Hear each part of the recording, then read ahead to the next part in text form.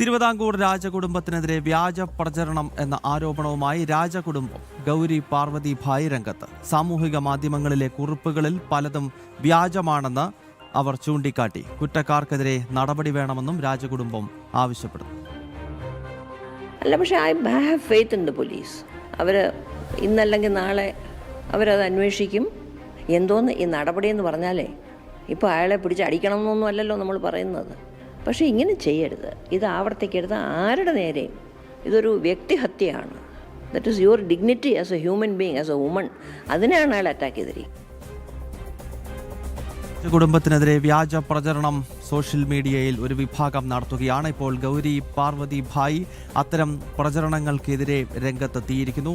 പ്രജിത് മോഹൻ വിശദാംശങ്ങൾ നൽകും. പ്രജിത്ത്, ഈ രാജകുടുംബത്തിനെതിരെ ഇത്തരം മോശം പരാമർശങ്ങൾ അത് വളരെ സംഘടിതമായി നടത്തുന്നതാണ് എന്ന കാര്യത്തിൽ സംശയമില്ല. ഇതിപ്പോൾ മാത്രമല്ല, മുൻപും ഈ ഹിന്ദു രാജകുടുംബങ്ങൾക്കെതിരെ ഇത്തരം പ്രചരണങ്ങൾ നടത്തുക, അതിൽ കുറച്ച് സുഖം കണ്ടെത്തുക, അതൊക്കെ ഇവിടെ ചില ആളുകളുടെ സ്ഥിരം പരിപാടികളാണ്. ഇപ്പോഴെന്താണ് രാജകുടുംബം ഇത്തരം സോഷ്യൽ മീഡിയയിൽ നടക്കുന്ന ചർച്ചയുമായി ബന്ധപ്പെട്ട് പറയുന്നത്?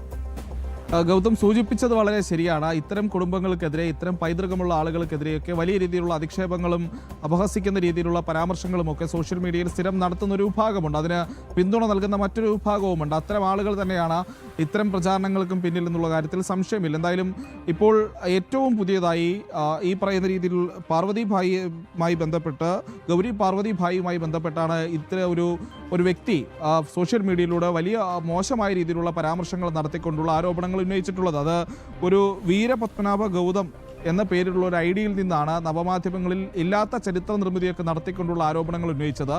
ഇതിനെതിരെയാണ് ഇപ്പോൾ ഗൗരി പാർവതി ഭായ് രംഗത്ത് വന്നിരിക്കുന്നത്. അവർ പറയുന്ന ഒരു കാര്യം, ഇതിൽ പറയുന്ന പല ആരോപണങ്ങളും ചരിത്രത്തിന് നിരക്കാത്തതും സത്യമായിട്ടുള്ള കാര്യങ്ങളുമല്ല എന്നുള്ളതാണ്. അതിൽ ചില വ്യക്തിപരമായ ആരോപണങ്ങളൊക്കെ തനിക്ക് 5 വയസ്സുള്ളപ്പോൾ നടന്നു എന്ന രീതിയിലൊക്കെയാണ് അവതരിപ്പിക്കപ്പെടുന്നത് എന്നുള്ളതാണ്. മറ്റൊരു പ്രധാനപ്പെട്ട കാര്യം, ഈ വസ്തുതകൾക്കൊന്നും ചരിത്രത്തിൻ്റെ ലെവലേശം പോലും പിന്തുണയില്ല എന്നുള്ള കാര്യവും അവർ എടുത്തു പറയുന്നുണ്ട്.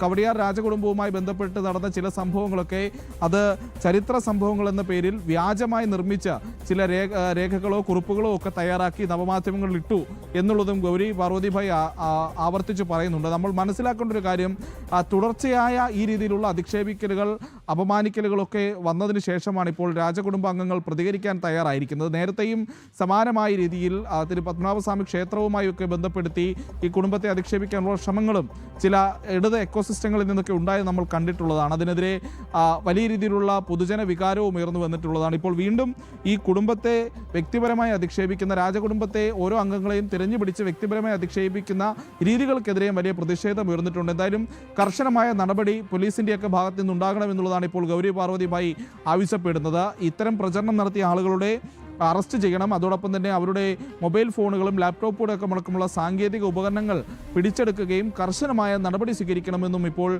രാജകുടുംബാംഗങ്ങൾ ആവശ്യപ്പെടുകയാണ്. ഗൗതം, ഓക്കെ വ്യക്തമാണ്. ഗൗരി പാർവതി ഭായിയുടെ പ്രതികരണമാണ് കണ്ടത്. തിരുവിതാംകൂർ രാജകുടുംബത്തിനെതിരെ സംഘടിതമായി നടക്കുന്ന പ്രചരണങ്ങളിൽ പോലീസ് കാര്യമായ ഒരു നടപടിയും സ്വീകരിക്കുന്നില്ല.